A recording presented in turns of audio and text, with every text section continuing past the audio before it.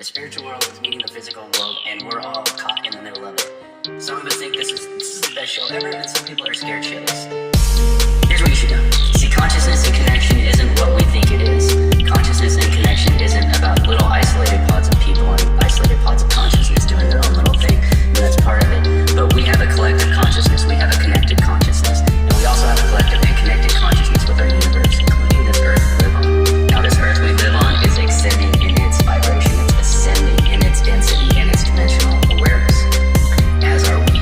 Other Earth's consciousness begins to rise, and our consciousness begins to rise. Our collective consciousness begins to rise. The universal collective consciousness begins to rise. Everything begins to change form. This is part of like the implicate and explicit order popularized by Doug Bowen. Basically, what was implicit, hidden behind the curtain, is now made explicit. You can't avoid this. Everything that's dark gets turned to light. This is the natural order of things. This is why we're seeing the Matrix start to collapse. All these news media organizations that once used to fool us with any given little distractible headline or story or psyop is being crushed in seconds. Now we can attribute that to free speech like on X, and no matter how hard TikTok tries to censor the truth, it still is getting out on TikTok. So why is that? Yeah, we could say free speech is causing it, or we could say free speech is the result of it. You see, there have always been billionaires in this world, but why all of a sudden is there a billionaire working to expose free speech? Because that billionaire was negatively affected by this woke agenda that's out there with his sons.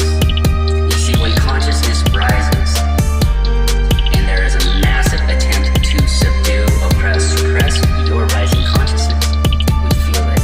Great pressure, great pain, great intensity, amplifies and magnifies. And that pressure, that negative vibration that you experience when your consciousness is suppressed or oppressed, you're gaslit. That is what creates that negative energy. That is what they love. That is what they're seeking. Who's they? That's a different video. They need you in that state of fear, confusion, frustration, anger, dissent, because that keeps your consciousness low and it keeps it from rising to where it's intending to go. How do you fight this? Be led by your soul. Trust that inner voice, that inner navigator, the one that speaks to you in a loving, caring, and empowering way. Not the one that says all the bullshit. Now more than ever, you must dig in to what you know is right. You must follow the message that you know is coming from your soul. Because when you do, you will free that blockage and you will be able to ascend to the level of consciousness that you are naturally evolving to. And when you do that, you raise the consciousness, you raise the vibration of the all. What's done in the dark will be brought to the light. So if all your spirituality is only done in the dark and it never gets exposed to the light, that is that pain, that obstruction that you're feeling.